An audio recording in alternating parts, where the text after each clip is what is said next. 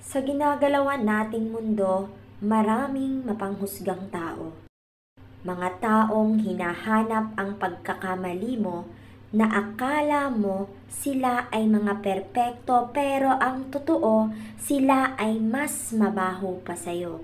Dapat iwasan mo ang gantong tao pagkaharap mo mabuti sila sa'yo pero sinisiraan ka pagtalikod mo.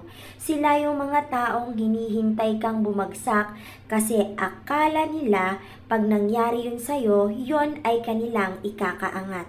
Mga taong kukunin ang simpatsya ng iba para magmukha kang kontrabida at sila ang bida sa ginawa nilang pelikula.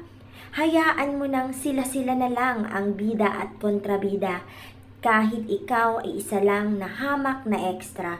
Hayaan na lang ang mga taong ganyan kasi habang ikaw ay kanilang sinisiraan, di nila namamalayan pagkatao nila ang nadudungisan.